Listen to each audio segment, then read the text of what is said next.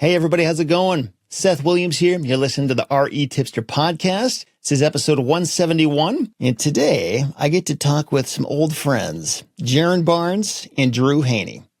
Guys, welcome. How you doing? Hey, guys. Doing well. Yeah. So something I appreciated about preparing for this episode was that I didn't have to do much preparation because the conversation flows so freely with these guys. I don't have to think too hard. I just know something good is going to come out. So I don't have a whole lot of pre-scripted, pre-thought out questions, but I mainly just want to find out what's going on with you guys, what's been happening over the past year. I know, Jaren, you've had some big new developments with the Land Mavericks Society and everything that you're doing there. And Drew, you're also playing an integral role in that and the podcast, and you guys are working together a lot. So I just wanted to find out how it's going, what you guys are doing, and what you've learned over the past 12-ish months. So where do you want to start? Well, I guess I could kind of give a summary of what Land Mavericks Society is. You helped give me some very strong feedback on the importance of being able to clearly articulate what we do and who we are. So the Land Mavericks Society, in a nutshell, is a community that provides everything that you need to get started in the land business and then to scale to a 100K month model. We have kind of an ecosystem when you buy into it that includes training through the Land Maverick Academy, strategic partners like Supercharge offers to handle the marketing, Pebble, REI to handle the lead processing system. I have a sister company called Virtual Outsource that also provides a bunch of outsourced VA solutions and scaling automation tiers of service. And then we have Rooster Capital, which is Drew, who is exclusively the funder for the Land Maverick Society. We fund deals between $15,000 to $250,000 per acquisition for a 50-50 split. And we buy at 50 cents on the dollar. So that would be a market value of $30,000 to $500,000. And we will fund deals that are more expensive than $250,000 per acquisition, but we're normally doing a 60-40 split in our favor because there's more capital risk. So in a nutshell, that's who we are. It includes a lot of really nifty kind of perks, I guess you could say. I give out my cell phone number to everybody in the community, and I'm pretty much outside of Saturday. I'm just a text away for anybody who has any urgent needs. So direct access to me.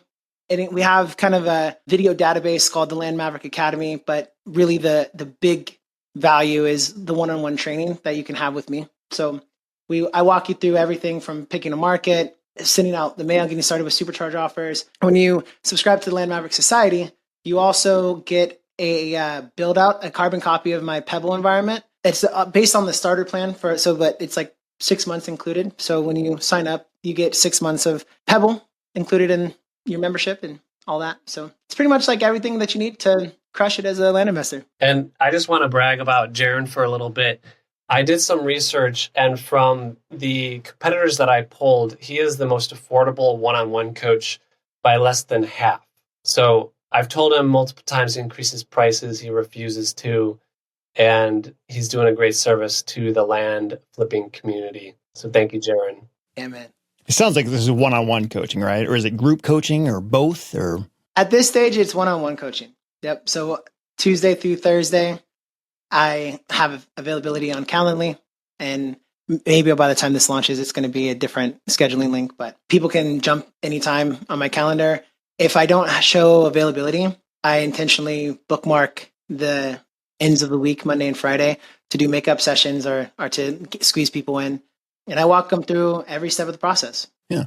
So is this like, it sounds like this is just like one-off coaching calls, or is this like a 6-month engagement or 12 months, or like what does a coaching relationship look like? Yeah. So it's membership based. I would look at us not necessarily as kind of pigeonholed as a coach. I would look at us as a membership to a mastermind or a community. And then coaching is a footnote of that. That's a part of the full suite of services and value we bring to the table. But to answer your question, it's an annual membership. So on the front end, there's a larger cost, let's say. I don't want to necessarily timestamp myself and throw out numbers because that may change in the future. But then the annual membership renewal fee is $5,000 a year. Does that include access to you, Jaren? Yep. So as long as you're an active member in good standing, you have direct access to me like forever and ever and ever. The long-term goal for us as a community is to be partnering with members of the Land Maverick Society. So our goal is to fund 40 to 60% of all of the people that we are training and are part of our community.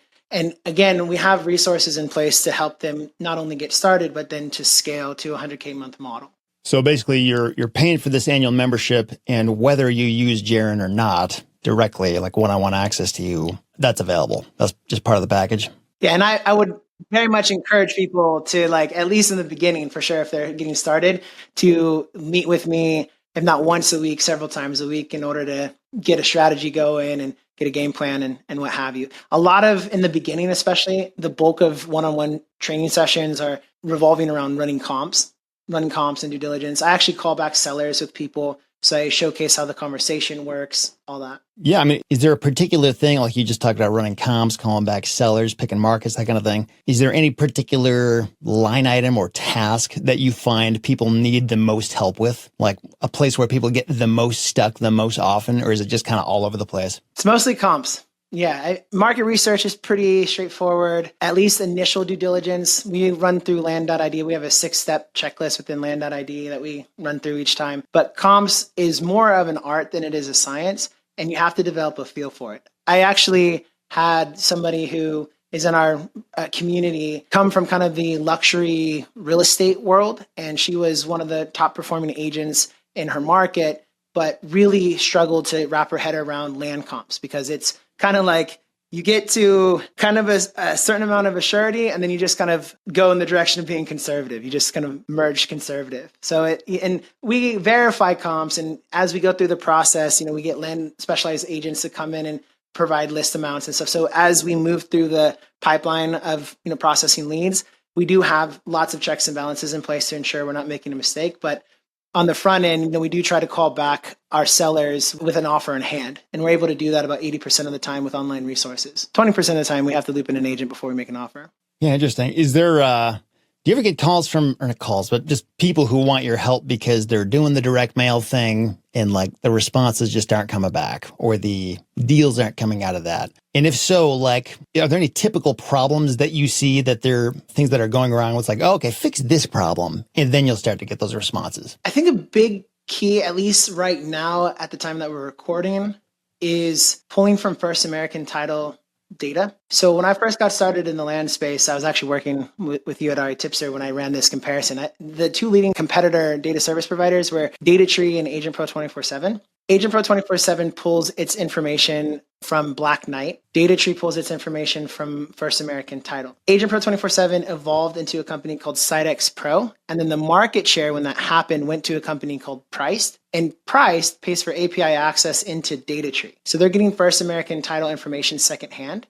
And what that translates to is there's, and what I call kind of like an artificial saturation taking place, where if you just diversify where you're pulling your data from, you'll get a competitive advantage. So pulling from PropStream, Versium, Supercharge offers, kind of anybody that's not First American Title is going to give you a competitive edge. And we've seen it across dozens of different land companies that I've helped kind of oversee in the evolution of, I guess you could say. When I first ran a comparison between Agent Pro 24/7 and DataTree in Citrus County, Florida, in Agent Pro 24/7, there was, say, 30,000 record counts, but in DataTree, there was only 3. And there's other places within DataTree where they had more information available, but the majority of the land investing community is targeting the same owners over and over again, those, say, 3,000 owners that are registered in the First American Title database for Citrus County, Florida. There's going to be an artificial saturation, and then there's going to be a big missed opportunity for the 27,000 some odd that, at least at the time when I ran, were not registered in the First American Title database. Beyond that,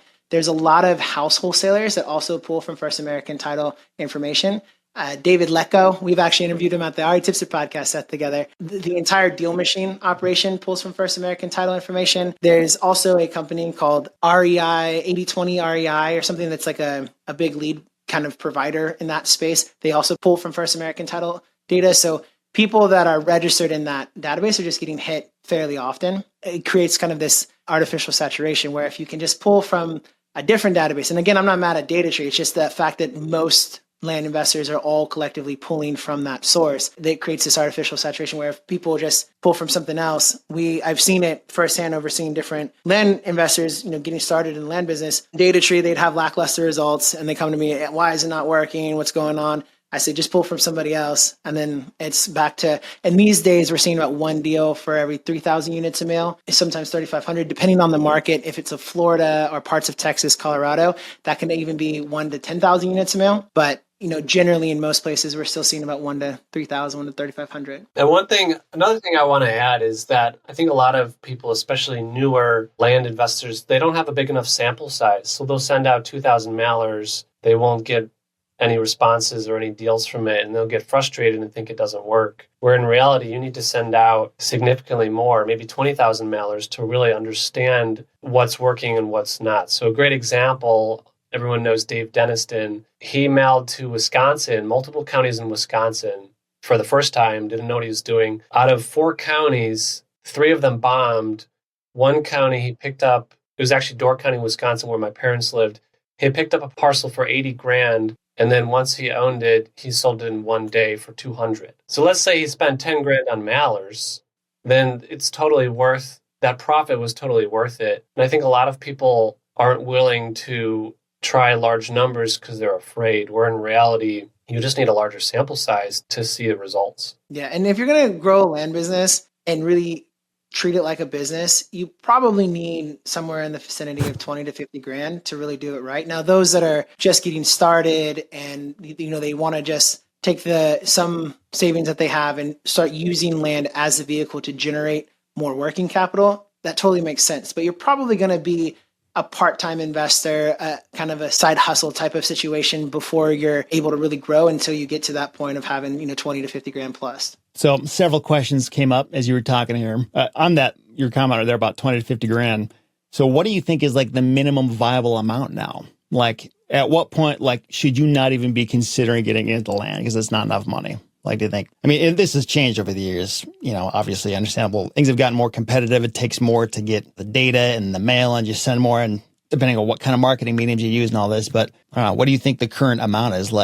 Have at least this much ready to go or don't even try? I think you can start with $0. I want someone to try it. So go on Facebook Marketplace or go on Zillow and make 1,000 offers at 50% of whatever they're asking. It's impossible to not get a deal. And I still haven't had someone try it. How long would it take you to make 1,000 offers? Maybe 40 hours of work? These would all be like assignment offers? Yeah. So you need to get it under contract, I guess, so that... Or a partner, a funding partner. You would need to have someone holding your hand, or you would need to have a contract. You can't just start off knowing nothing.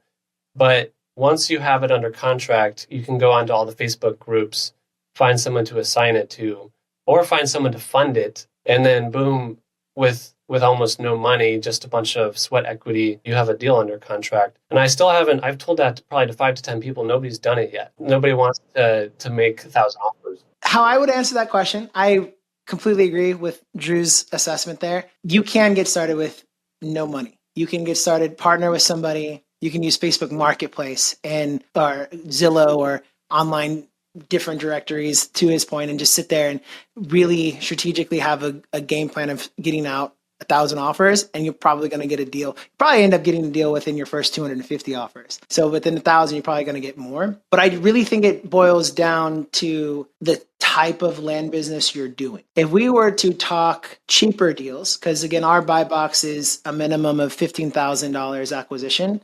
When I first got started, I would routinely buy stuff for 2,500 to 15 grand. That was kind of my starting point. That is a very different response rate and deal, like in terms of like units of mail you need to send out, deal rate, I guess deal to unit ratio, what have you. And if you're doing red ocean, I guess that's what Travis King has dubbed the red ocean, is kind of the cheaper stuff. That's very different. If you could do a blind offer campaign right now, and if you do Mike Ferreira's strategy, you're going to have more deals than you ever want. But he's buying the stuff that's not buildable, that has crazy elevate, like this property that's landlocked, troublesome stuff that nobody really wants. But he has a ecosystem that he's built out in his business to consistently sell those through his buyers list. So if you have a model that is able to get dumpy property and sell them on terms, that's very different. You can do a blind offer, direct mail campaign. You're going to have a crazy response rate. It's going to be very different. But if we're talking like our model, where we try to buy kind of more, I guess, blue ocean, as again, Travis King kind of coined, in the space where we're buying, 15,000 up to, 500,000 as kind of our go-to buy box. It's a different animal, and you're going to have a different conversion rate in terms of your marketing efforts and what have you. So I think if I were to advise somebody to have a certain dollar amount in terms of getting started, I would probably say a minimum of 10,000, and you probably want to do cheaper deals. You might be starting off with kind of doing one-off direct mail campaigns or different marketing efforts, get a deal, have that deal sell, and then take that capital and then reinvest it in your business to develop working capital. But I think that's probably the bare minimum that I would suggest people have. I mean, again, if you got hustle, you can put the pieces together. There are people you can partner with. You can literally go to Facebook Marketplace and sit there and make offers all day. I mean, if you want to 80-20 it, just whatever they're asking, just have like a templated script that says, hey, I'm an investor in the area. Would you take this amount for your property? And then just cut the list of the asking price in half. And it's a numbers game. As long as you get that out there, you're going to get a deal at some point. Yeah, it's interesting what you're saying, Drew, about the way to do it for no money by just sort of pounding the pavement, digitally speaking. Reminds me of this the comic I just saw this morning. It was of two different tables with two guys standing behind it, and above the tables there were signs above them. And one of the signs says "Hungry to win," and there's a huge line of people at that table. The other one says, "Hungry to do what winning requires," and there's nobody lined up at that table. So kind of made me think of that. Going back to what you were saying, Jaren, about the data tree issue. So I almost wonder if like the data is either right or it's not. So it makes me think like, is data tree wrong? Or, I mean, I know the filters are different among different data sources. I almost wonder if it's more of a misunderstanding of how to use the filters, or maybe, I don't know what the answer is. And I don't know that, I wouldn't even know how to begin split testing this in a reliable way among multiple markets, seeing what everybody's doing and how they're filtering it to know for certain what the issue is. But is there like a secondary or alternative data source that you recommend instead of data tree? And if so, like where are you sending people? Yeah. So my hypothesis, don't hold me to this because at the end of the day, I don't know. But my hypothesis behind why there's discrepancy in different databases of data collection agencies, let's say, is because certain counties aren't digitized. And certain counties, you literally, if you want to get an update of property ownership, you have to go manually to the county and pull all of that information manually. And whoever, in terms of the data collection agency, goes to that specific county first is going to have the most up-to-date information on those counties. But it's a grind. I mean, CoStar is one of the largest data collection agencies and providers in the commercial real estate space. And they take it to such an extreme that they literally hire a pilot to go back and forth across the United States, taking aerial snapshots of the ground to cross-reference their database, because there are people like me out there who don't pull a permit and notify the county that they put a fence in their backyard. So they take the aerial snapshot and then cross-reference the database in order to get the most accurate information that they can.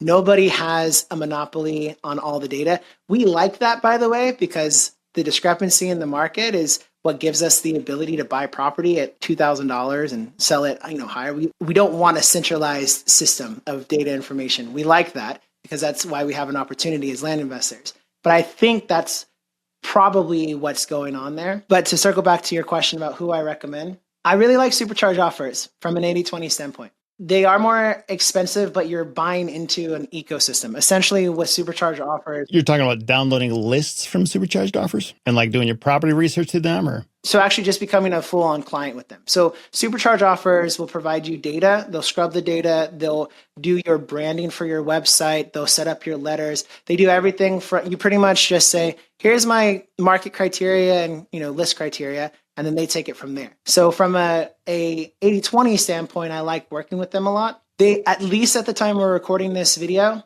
this podcast, they have really solid property data information, but they're a little bit limited on the ownership demographic side of things. So if you wanted to target things like senior owners, pre-probate, inherited property, there's some limitation there. I do think that they have things, actually I know that they have some things in the works because I talk to them quite a bit, that will kind of remedy that and give us a lot more options in terms of ownership and demographics to target. But from an 80-20 standpoint, in our model, there's really three core skill sets of a land investor. We're experts at running comps and due diligence. We're experts at talking to motivated sellers on the phone and handling negotiations, and we're experts at finding, managing, and vetting land specialized agents. Outside of those 3 core skill sets, it's noise and a distraction, and as much as possible should be automated or outsourced so that we can focus on what we do best, which is making offers and getting deals done. So supercharge offers from a system standpoint is really a solid route to go. And I would probably say 95% of our community plus use them to process all of their mail and marketing, because when you buy into them, you are essentially buying into a fractional acquisition marketing department for your land business. So they handle, it's all on the acquisition side, but if you build out over 6 months with them, they do have some on-demand options where you can come and just do a one-off campaign and stuff.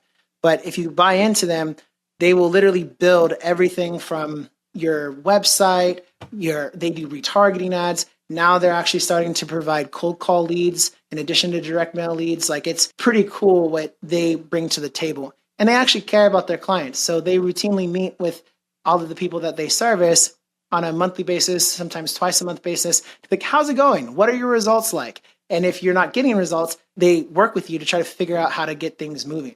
So it's like buying into a fractional team. And that's why I really like that. If that being aside, though, I think that the North Star of getting deals is targeting pre-probate senior owners and inherited property. Anything that you can do at a principal level to target that demographic over and over again, you're probably going to have the best source of deals. PropStream allows you to easily do that. Now, there's limited data, just like there are with all different data service providers. In certain areas, they might not have any pre-probate leads registered, but in the areas that they do, it's very convenient because you know that you're targeting property that's in the name of the recently deceased. So you can actually go in and specifically target those demographics and really get a competitive advantage. I really like PropStream from that standpoint. It's pretty clunky. It's made for house wholesalers, and there's some issues from a user, I guess, interface standpoint, like a use standpoint. But all in all, those are probably my go-to for data service providers. But I would say and highlight your recent review on Versium, because I think Versium probably would win the cake. I haven't used it personally, so I can't vouch for that, but it seems to be pretty phenomenal, especially when you couple how cheap it is to get like emails and phone numbers and all that. So if supercharge offers didn't exist, I probably would be pointing people in the direction of Versium. I want to brag about Alicia a little bit. So her team did ibuyland.org. She completely redesigned that. So if you guys want to check that out, that's a good sample of what her team can do. Also, as Jaren mentioned, you pay a premium per letter, but you get all kinds of data analytics and you get a consultant. Alicia meets with you personally. Is it every month or every 3 weeks? It's pretty often.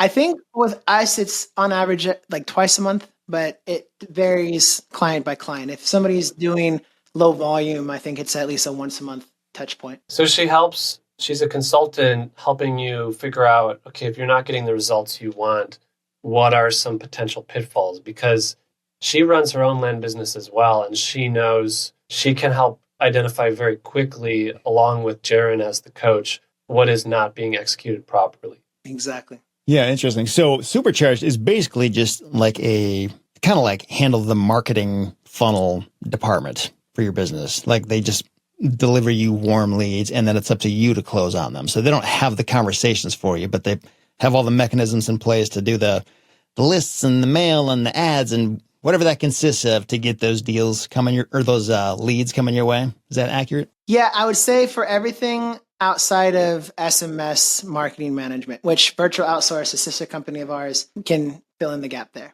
And then if you use realtors, you're outsourcing the last 50%. So really, you only need to master 10 to 50%. And if you work with the Land Maverick Society, the deal funding aspect is also outsourced with Rooster Capital through you, Drew. We're putting an ecosystem together. We're putting a templated model for people to get started, learn how to run comps, do the business, but then all the pieces are in place to actually scale. So if you can comp land and talk with sellers, you can run a land business pretty much. Yeah, well, and I can train you how to do that. I remember I used to have to chop up Excel spreadsheets, and it was very frustrating. Now you can pay a small premium, outsource all of that. And that when you say comp land, does that include due diligence in that? Is that also what you mean? Yeah. So I would say high level, how to use land.id practically and in order to like run initial basic due diligence. But then at some stage, after you get a purchase agreement in place, you've had an agent opinion of value in place, you want to call through the county and walk through a series of questions, maybe multiple different county departments. Like if you have to verify, see if there's a perk test on file, depending on the circumstances of the deal, you might have to call a couple different county departments, but yeah, high level, there are checks and balances as things heat up towards the finish line. But yeah, like we will walk you through A to Z on all that.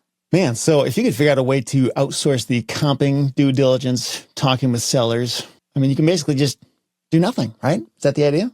Is that where this will eventually lead to? That's what I've done that with Land of the Free. So if you go to Western Arizona on Landwatch, you'll see my cheesy smile there on slot number 3. But that business is 95% outsourced. I pretty much host a weekly call with my team, make sure that they feel valued and taken care of. I handle any fires.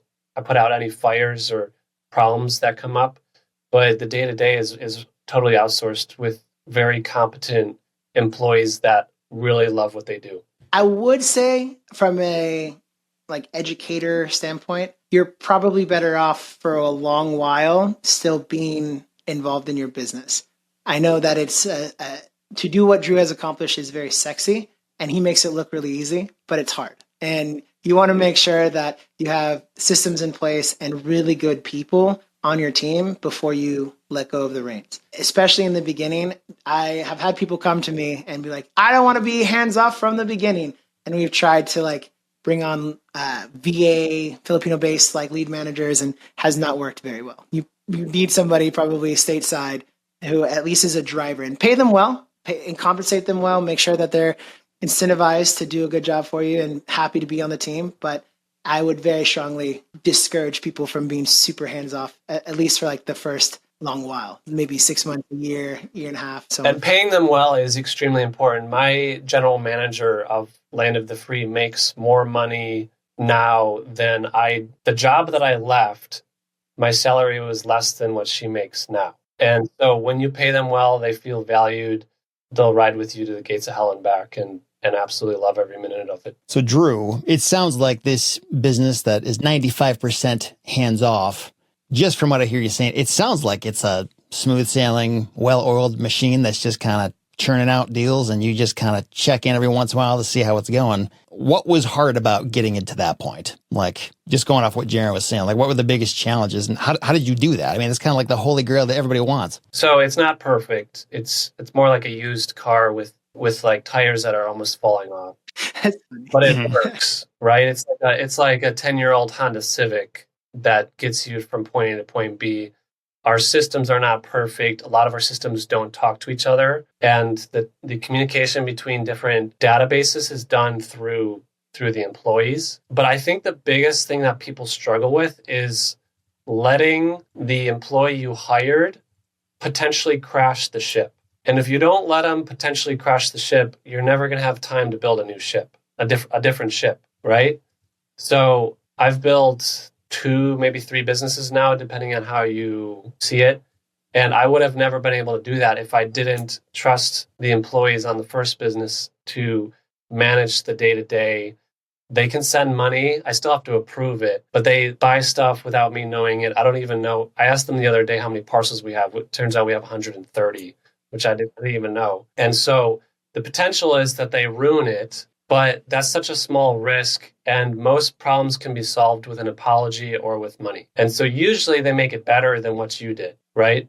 So my employees, they care more about their job, their specific little niche than what I did when I was doing that job. And so they make it better, they make it more smooth, and they really master their area of expertise versus me. I was so spread thin that I couldn't do it as well as they're currently doing it. I want to chime in there though, because I have the benefit of knowing you personally, Drew, and you are a really good leader when you want to be. And I think the key to accomplishing what you've accomplished is really strong leadership. People need to be willing to follow you to hell and back, like you brought up earlier. And a lot of business owners for one reason or another, they don't know how to inspire their team. They don't know how to get the best out of people, but you do. You can turn it on when you want to. And so I do want to highlight that from a practical standpoint. You can't just go out and hire any random Joe Schmo off the street and think that it's going to thrive from day one. Drew has been really, really good at getting just kind of blessed to get good people, but then massaging those people into the role that they are into today, being able to run shop for everything. So, I do want to emphasize that. Don't go out and just like hire some random person on Fiverr or hire my mom and think you're going to get what Drew gets like the same day. But if you can develop those leadership skills and encourage and inspire and provide an incredible opportunity, people will like die for you. It's true. Like they will go to the nth degree to serve the leader well if the vision and mission is very clear and you're taking care of them. Like Drew's point, his like main person at his Red Ocean business makes more money today than she ever has. She makes more money than the W-2 I quit. Yeah, exactly. You see, it's important to make sure you provide that for people. I don't want anybody listening to be like, okay, I just got to go hire some random person and then just give them the reins and then see you later. It doesn't work that way. You got to be able to lead them well, massage them into the position, and probably do it in increments where you say, okay, this person, I'm going to give this amount of authority and responsibility and then increase it over time as they continue to perform well. And I would say generosity is a big part of it. So giving them an uncomfortable amount where you actually wonder, is this too much? Am I paying her too much? And am I too nice? And so, for example, every employee at year one of their first year anniversary, they either get a vacation on the company or they get like my second employee, she just hit 1 year and they're going to rent out an Airbnb the whole weekend and her friends are coming and they're going to have a party and that's all going to be paid for by the company. Each employee gets, as long as it's legal, each employee gets an AR-15 paid for by the company because one of my employees lives off grid and is actually a security device. They get treated quite well. And the thing is, you need to treat them like family because really they're putting food on your plate, not the other way around, right? So I would say two things that have helped me was the U.S. Army putting me in charge of 45 soldiers at age 22, and then also doing books that most people see as unnecessary, such as How to Win Friends and Influence People, right? Just the basics of learning how to take care of people. I think those books are often overlooked. Everyone wants to jump to the strategy. What's the secret sauce? And in reality, the secret sauce is being a good human being and taking care of people. You mentioned earlier, Drew, that your business is running like an old used car where the wheels are falling off, like a 10-year-old Honda Civic type thing. So why is it running like that? Like, what should you be improving that you haven't? And why haven't you made those improvements so that it's not running like a brand new Mercedes? Just out of curiosity. Because I've put forth C-level effort and I'm getting B results and I'm happy with that. So it's a sweet spot right now. Even the general manager shall agree with me that there's so many imperfections in our system, but it works.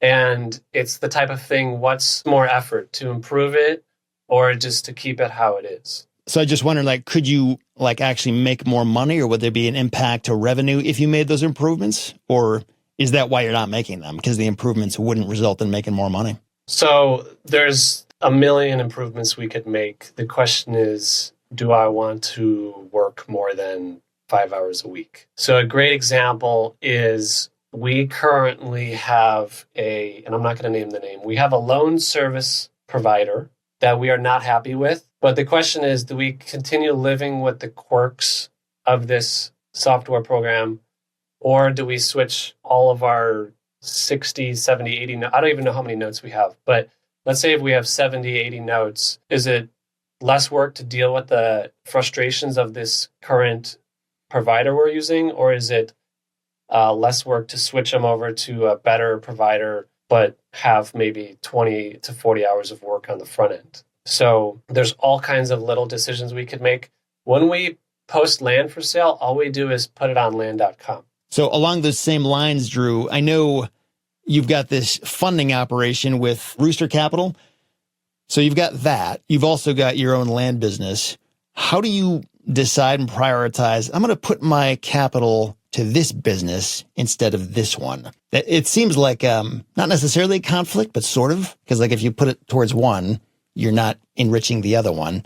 So how do you make that call on which one you're going to prioritize? I just do a lot of praying. It'll be very common where it'll be a Saturday. I'll have 12 grand in the account, and by Tuesday I need 200 grand. And I don't know how it works, but it always ends up working out where everything that gets funded needs to be funded.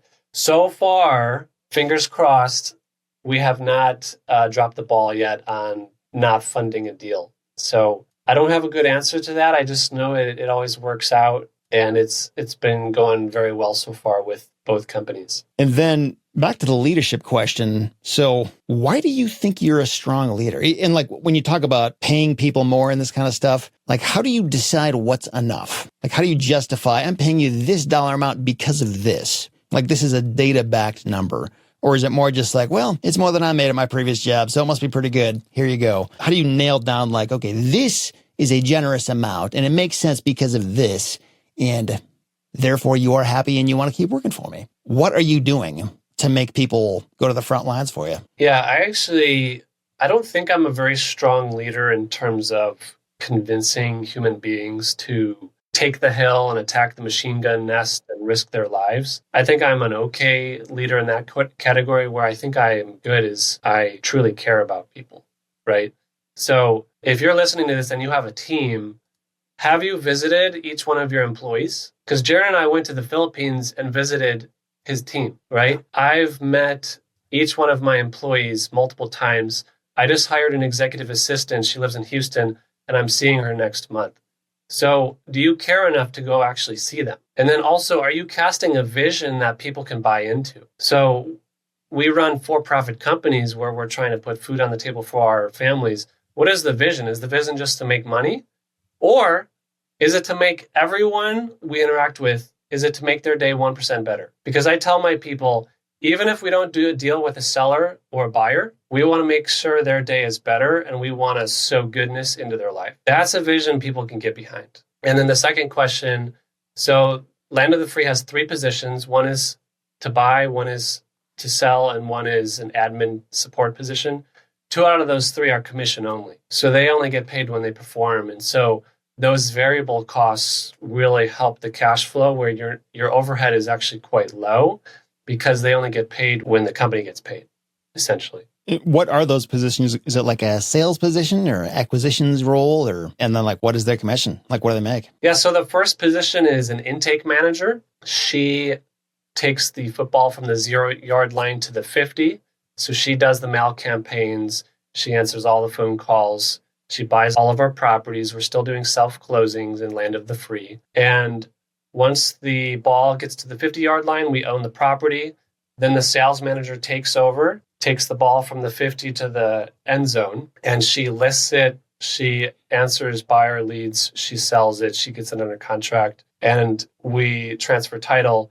We have an administrative support position. So those first 2 positions are all about making money for the company, right? So buying and selling properties. Anything that doesn't fall into those 2 buckets, the admin support does those tasks. So downloading photos, uploading photos, ordering photos, anything to do with that. The intake manager is $125 flat fee when she buys if it's retails under 10 grand, $250 flat fee if it retails over 10 grand. And then when it sells, she gets 4% of gross profit. If it sells cash, if it sells on terms, she gets 2% of gross profit. So when I used to have that position, I would take 1 to 6 hours per acquisition on average. So that position makes anywhere from 30 to like $200 an hour if they're as efficient as me, right? The second position, which is the sales manager, she's also currently my general manager. That is 10% of gross. If she sells a $15,000 property, she makes $1,500. If she sells at terms, it's 5% of gross. So if on terms she sells it for 18 grand, she would make $900.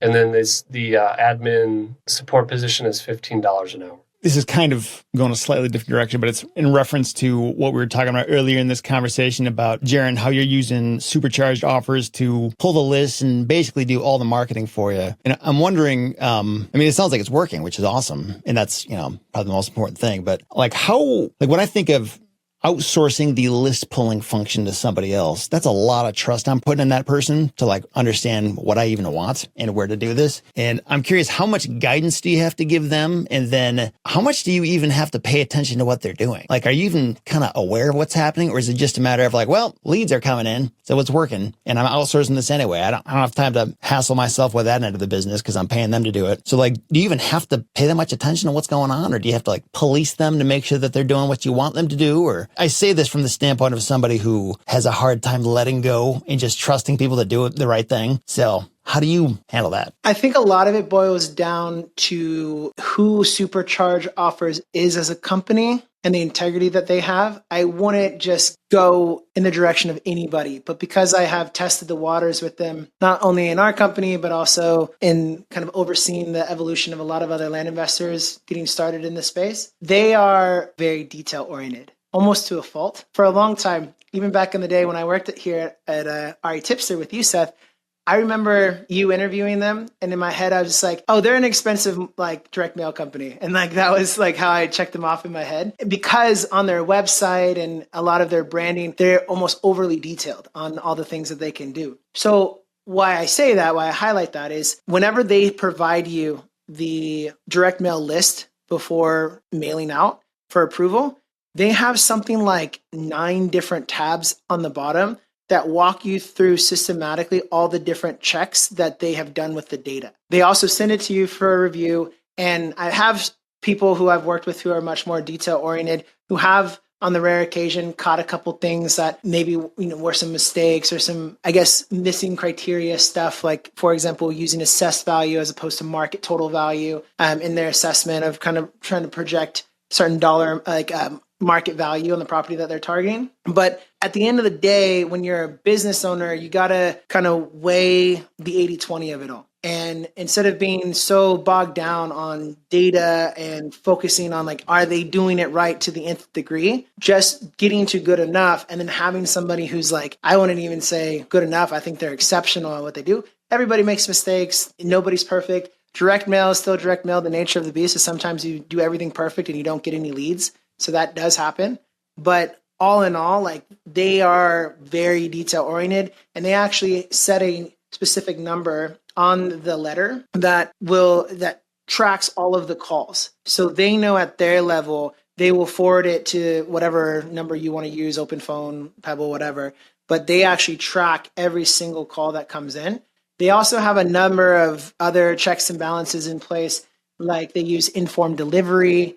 They have a system where they can track all the way to the point where the mailman takes it from the post office and is en route to deliver. They can't track if the mailman chucks it out the door or not, but they can get all the way to that point. So when they say deliverability rate within their dashboard, it's as accurate as you can possibly get. So there's a lot of things that they have in place to actually ensure the quality. And it's pretty phenomenal in that regard. So, if you are more detail oriented, you want to make sure that you want to have all your I's dotted and T's crossed.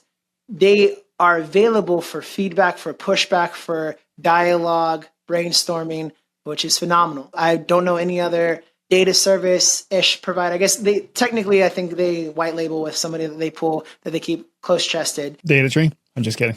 No, definitely not data tree. I asked multiple, before we jumped in this direction for sure. But they really do a lot to ensure quality and they're very detail oriented. So, and they're an open book too. Like I don't know any, direct mail processor that we'll use that as a term that would do this level of care and detail for their clients. So how much time do you spend like scrutinizing what they do? Is it like after every campaign, you're like, okay, let me review where you get how you filtered the list and what you said on the mailer? And so I provide the criteria that they target, and I work with the Land Maverick members to figure that out. So we'll do market research together. We have kind of a standardized criteria that we target, and we can, we customize, member by member based on what their goals are and so on. But at this stage, because I've been working with them for, a year and a half or something, and I've repeatedly seen dozens of other clients, and I've done the in-depth checks and what have you.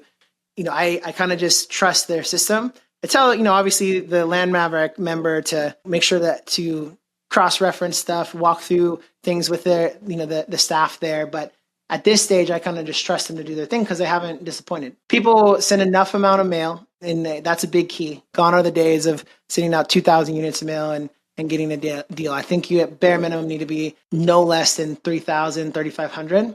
But as long as you send out ample mail size within 1 to 3 campaigns, you're off to the races. And sometimes things, you do on the front end, maybe your letter is off, or maybe you use a weird logo, or maybe you would be better off not using a picture as opposed to including a picture on your direct mail letter. There are some things when you're first getting started to kind of tweak and refine, but that's more on like a coaching land operator side as opposed to supercharge offer. I can say that, and actually I noticed this with REI print mail when I was talking to them a few episodes back. There's a huge benefit to taking this portion of your business, whether it's just direct mail or like all of it, like every possible acquisition funnel, and just being like, if something's not working, just say, look, this isn't working.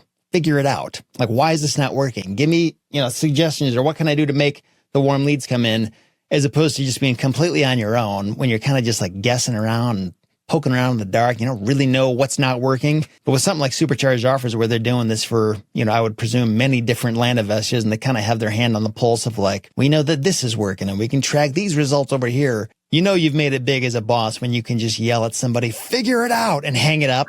So if you're able to just like say that to supercharged offers, it's kind of a nice luxury to have. I don't know if that's exactly how it works, but is that how it works? Like, if things aren't working, can you kind of just throw it in their lap and tell them to figure it out? Or what of that process is on you to figure it out versus they will step in and figure it out for you? So I think it's not as extreme as like you just figure it out, but it's more like, or if they're in one of their review calls and Alicia is running it and says, hey, your conversion rate's a lot lower than what's average or what we should expect. I think we need to kind of go back to the drawing board and assess a couple of things. And then they'll give like different template options for different mail pieces. They'll think through, maybe we readjust the logo, or maybe we use a local number.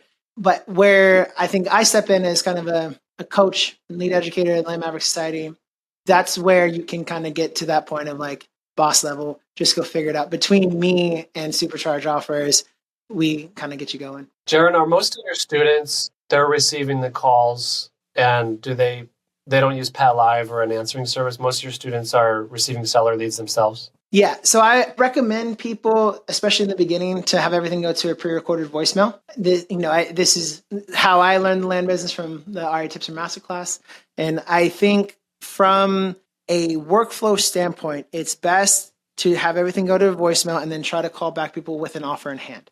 Especially when I'm like training people and I have to meet with people to run land.id and run comps before generating the offer amount. It's a lot easier to manage that way.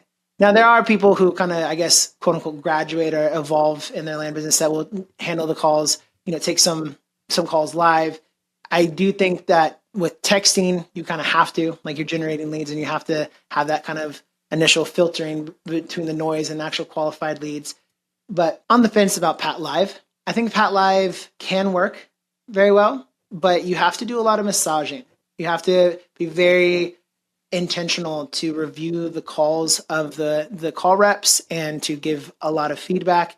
And I have seen people come to me and be like, Jaren, I don't know what's going on. 6 months ago, all my leads dried up. And I was like, oh, really? When did you start using Pat Live? And they're like, oh, 6 months ago. So, I'm not saying anything negative on Pat Live. You can have that be a great. Kind of sounds like you are. Put that out there. No. I mean, because there are people who get it to work, but the key is you can't be lazy about it. To your point about like how detailed do you need to be with a third party person, like in regards to the conversation we had earlier on supercharge offers, it's very important to make sure that if you use Pat Live, that you are all hands on deck in the beginning and that you're auditing calls and providing feedback and ensuring the lead quality or the process quality, I guess you could say. And then getting back to that very quickly is extremely important. So in my business, I instruct my team, you need to get back with seller leads within 24 hours, ideally within a few hours. And with buyer leads, we need to answer within 10 minutes, or we need to respond within 10 minutes. And then I was in Travis King. I'm in one of his group coachings right now because I just love, you never stop learning. I've spent close to $100,000 on education, and it's never going to stop. So I was in one of his meetings yesterday, and he was saying, if you don't feel like you are great at converting seller leads, the way you can make up for it is just by being more consistent than your competition, by following up more, being more prompt.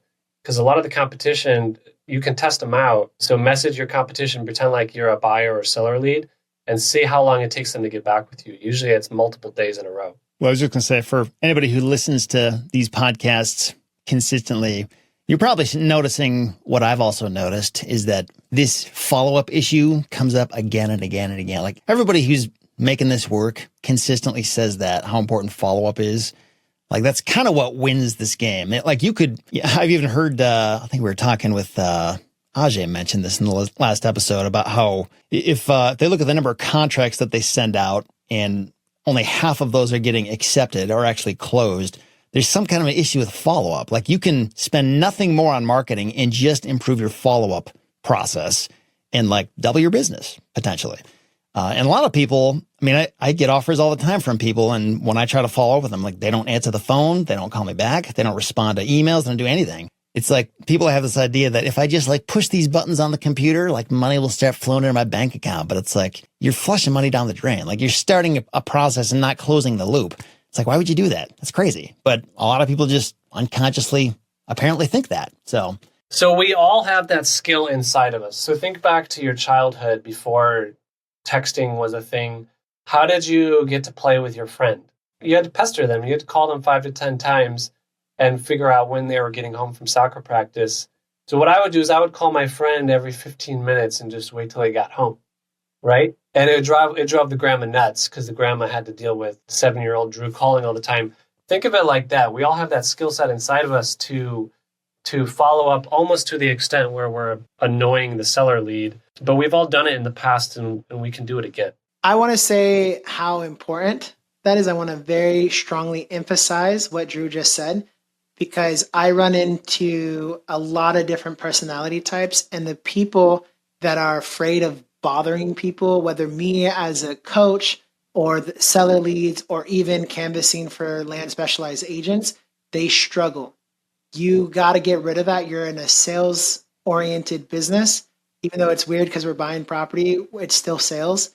And I promise you, you got to throw that out the window. If you're bothering somebody, they're going to tell you to go kick dirt, and then you can not con them anymore. But until they say that, be very aggressive. And I do want to say, like, there is a line there because you don't want to be like calling every 15 minutes, like 7-year-old Drew. But twice a day follow up, 3 times a day follow up. Ajay Sharma's famous double dial where you call them and then like when it goes to voicemail, hang up, call them again.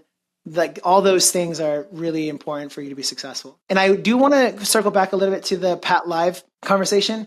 I think a lot of why Pat Live may struggle or why there may be an issue there is because people are responding to a letter and they're expecting you to be familiar with the property already and to have an offer in hand. And when you call into a call center and they're gathering property details, that really kind of jars the seller lead. And I just want to say, principal level, you're going to be far better off having an offer in hand as much as you can before reaching out to the seller leads, because that's going to streamline things. Like I would not really approach the initial call for gathering data. You can get that data on different software websites and different platforms. You want to call the seller to build rapport, number one, and then to talk about your offer amount. And I really strongly encourage people to frame the conversation around the offer. You guys know Joe Roberts from landcaller.com? No. Yeah, I interviewed him a few episodes ago. He really gave me a very good, clear understanding on how they do cold calling anyway. It's basically like cold calling call center. But the process they follow, it's episode 168 if anybody wants to listen to that. But so basically it's a 3 phone call process. And the first phone call is coming from that call center because that's the lowest value task because you're going to call lots of people. Some people won't answer. Some people won't be a warm lead. But you basically, that first call is to establish, is this a motivated seller or not? The second call, that's then where you jump in as the land investor. And that's where you're building rapport and you're figuring out specific to the property, getting any questions answered. But that offer is not made on that second call. You then come back on a third call, and that's when you make the offer. After you've built rapport, after you kind of know the person and the situation, and it's kind of been through a lot of this filtering, screening process already. And you're much more likely to get a positive response. And even if the answer is no, it's not like a I hate you kind of answer. It's not like what you'd get with direct mail, because you sort of know each other already and you're humanized very much more. And going through this 3 call process is something that pretty much no other land investor out there is doing right now. Like it's very, very unusual for somebody to go through all those stages, but apparently it's working really well for the people that are doing that. And it makes me wonder, you, Jaren, saying like with that first call back, like have an offer ready. Do you think it would help to, build rapport first and then have a third call, or any thoughts on that? I don't think it would be. I'm obviously it's working for them, and I'm not questioning, their success or any of that. But I probably would shy away from that, depending on how quickly those 3 different calls are taking place. Because while they're building rapport, I would come in with a strong offer day one, and we're talking numbers. Again, you have to be good at the phone. That's one of our core skill sets as a land investor, and good at building rapport and what have you. But if I come in and I'm just as nice or equally as nice and I have an offer ready, they're going to proceed faster with me than with that other person. Of course, if they have stronger rapport with me, it's a competition. I get all that. But Ajay actually had an epiphany in his land business talking to my wife, Asia. He was taking too long to get offers out. And after he heard that my wife can, comp and get back with an offer within about 15 minutes of analyzation, it was a complete pivot in his business. You can talk to him about it. But we were actually, I think, Indoor County at our famous retreat between Ajay, Peter Nukasani, and Drew and me.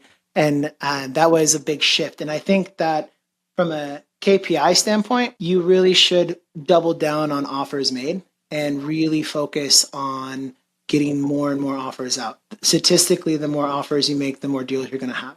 And maybe that's an oversimplification, but because you have to factor in variables like making sure that they're accurate and so on and so forth. But Ajay even has kind of highlighted past kind of mastermind groups and things we've been a part of.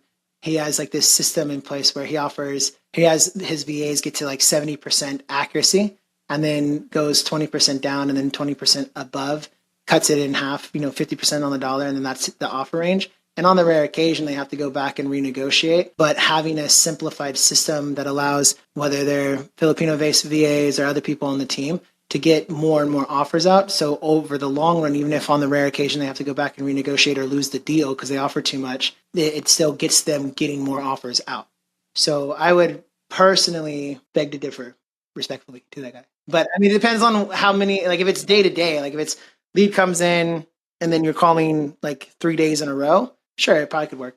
And it probably would be good. And he has the results for it. So I could be very wrong. Do you guys do cold calling at all? I do want to clarify real quick the equation, because you went through that real quick. So let's say Ajay's team, they're 70% sure the parcel's worth $100,000. Then they go 20% below that. Correct me if I'm wrong, Jaren.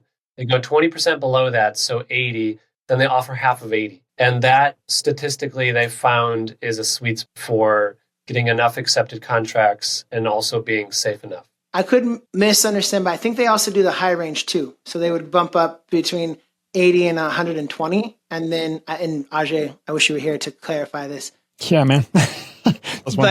And then cut that in half. So it would be 40 to 60 would be your offer range. Oh, I see. Okay, that makes more sense. I do want to brag about Jaren for a bit.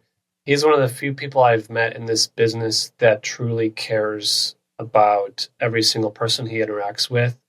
And so there'll be plenty of days where I know he's extremely busy, but he knows that I'm stressed out or bothered about something in my personal life or even professionally. And he will take the time to help me work through it. And he does that for his students as well. So thank you, Jaren, for who you are as a person. And I'm excited to hang out with you. Thank you, Drew. I really appreciate, the kind words. And I really love working with you too, man. I think that You are an incredible human being. You're one of the really leading with generosity, really caring about people. The feeling is very mutual. But I really want to highlight Seth before we jump off, since we're loving each other right now. Seth, I owe you so much, man. Land Maverick Society wouldn't exist without you. Who I am today, I look in the past of my life, and you're one of the key people that really mentored me and smooth out the wrinkles, as they say. And, I think the entire land investing community is better because you and REtipster are here. And honestly, none of this would be here without you and REtipster. And so, I kind of feel weird talking about all this stuff on the REtipster podcast, because in a lot of ways, I feel like it's a baby of the REtipster community, so just really appreciate you. I'll never forget when you spent time, hung out with me in my car when we were waiting for that river cruise to start. It was like having a celebrity in my car for a whole hour, and we got to hang out. That was fun, man. And Seth, you're always willing to spend that extra moment with someone when you know it will really impact them. So thank you for that. Yeah, I appreciate both you guys, and thanks for highlighting the good things about each other as well. It's good to just hear the mutual love and appreciation, and I can echo the same thing as Jaren. I know in our time together, I mean, you're absolutely a very caring person, and I've seen you show that love to me and a lot of other people. It's unusual, but it's a good kind of unusual for sure. And Drew, we've interacted, not as much as me and Jaren have, but in our interactions, I've seen you to be a great leader in the cohort that we were in. You had a lot of great things to say, and I almost felt like you were a better leader of the room than I was. You just kind of knew how to control the tempo of the conversation and when to interject and when to comment and when to let people talk. And I don't know if that's something you were just born with or if it came from the Army or what, but you could probably write some kind of leadership book at some point if you wanted to. That'd be interesting to see if you ever do that. You're the best at navigating human psychology compared to anybody else that I've ever met. You are the absolute GOAT. You're great at leadership, influence. You're fantastic, sir. Thank you, gentlemen. Awesome. Well, again, if people want to check out Jaren and Drew, are there specific websites or something they should go to, or what's the best way to learn more about what you guys are doing? Landmavericks.com for me. Drew, what about you? Just find me on Facebook, Andrew Haney. Send me a message. Love to talk with you. Do you find that people search more for Drew Haney or Andrew Haney? I need to figure that out because I'm usually called both names, and I need to brand myself as one. I think Drew Haney sounds better, but Andrew Haney is my legal name. And so we'll see. Maybe by the time this airs, I'll be Drew Haney on Facebook. So maybe find me as Drew Haney. Cool. Well, thanks again, guys. Appreciate it. Great to hear your insights and the updates on what's going on in your business. And again, I'll have links to a lot of the stuff we talked about, supercharged offers, prop stream, data tree, all these different things in the show notes, retipster.com/171. Thanks, everybody. Guys. I'll talk to you next time.